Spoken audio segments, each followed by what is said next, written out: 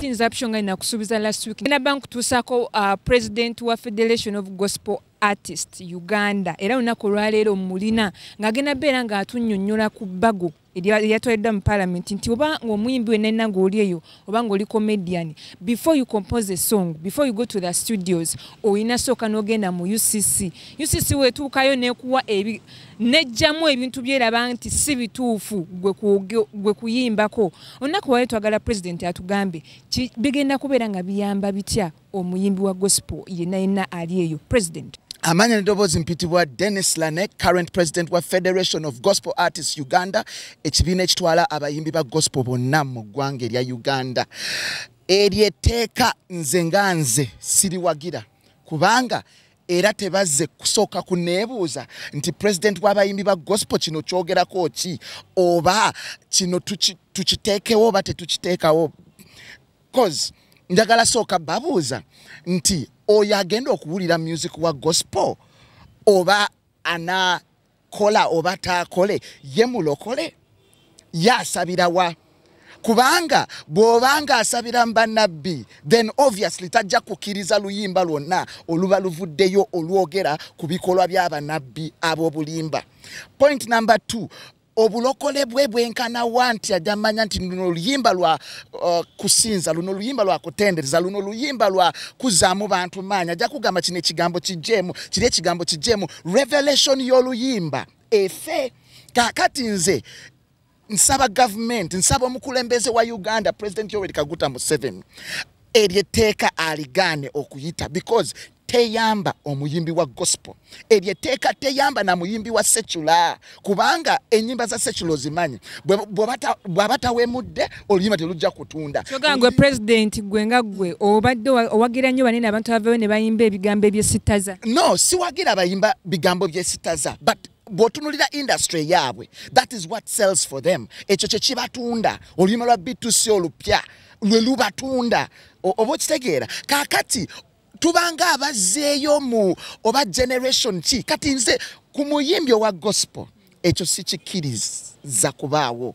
Nsaba kintu kimu eryeteeka liveewo because omuyimbi wa gospel alina okuba n'eddembe eriwandika oluyimba Katonda nga bwalumuwadde because fe Holy Spirit yawa abayimbi ba gospel enyimba. Nze naliko omuyimbi otuula n'osaba Katonda akuwa oluyimba lwa season eyo.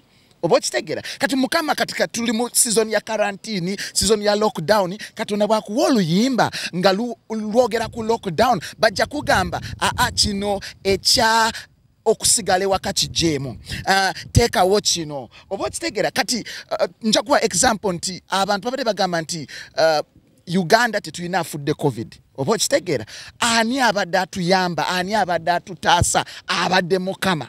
Kati bajja kugamba nedda awo teekawo government yetuyambye because we bagambye nti obutale amakanisa emirimu lockdown tusigale waka government yetuyambye naye ng'ekituufu kiri nti mukama yabakoze ki? Olowooza neteeka terina advantage yonna eri bayimba? Wali advantage yamu njagala kubulira mazima kati eriwa nze sigiraba.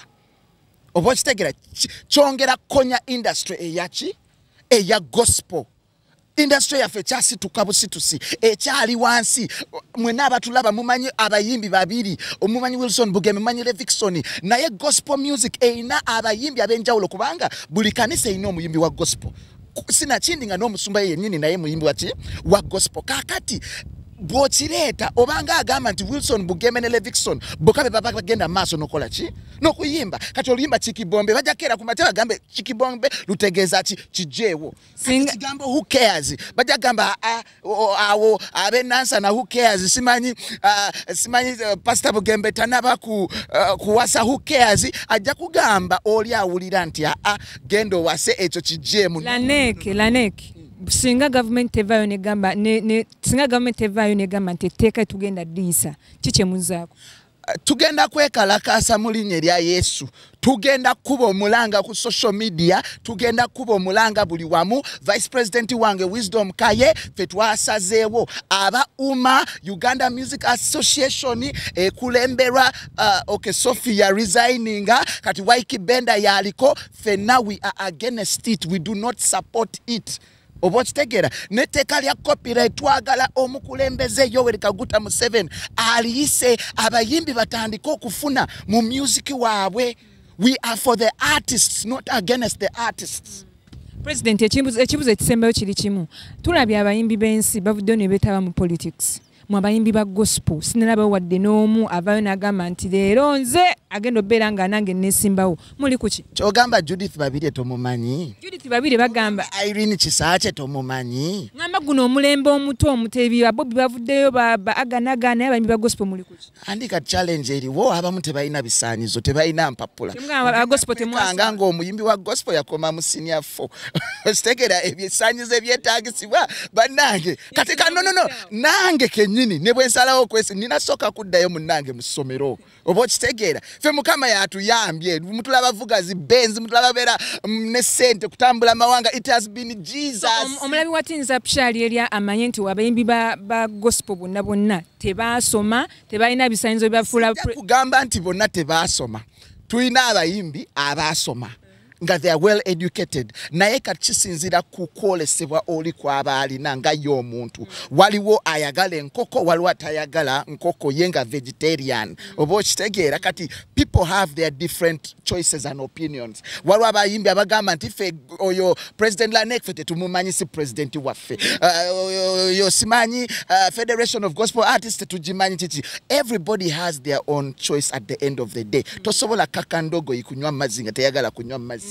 Oba okitegeera? Yes, period. Wow. Temwasoma tuki. Ate n'ekirala teri bukulembeze butava eri Katonda. Kati oli tosobola kuvaayo buvi ne weesimbawo n'olowooza nti ojja kuyitawo oba something like that. So it must be a calling from God calling you into leadership. Oba okitegeera? Kati osanga Katonda tanaba bayita. Naye bw'ali bayita abo abaasoma. Because ebisaanyizo bye byekola ki bye byetaagisibwa. So if basoma bajja kuleeta empapula zaabwe naye kati Lanek ne bwe mba njagala nnyo empapula zaabwe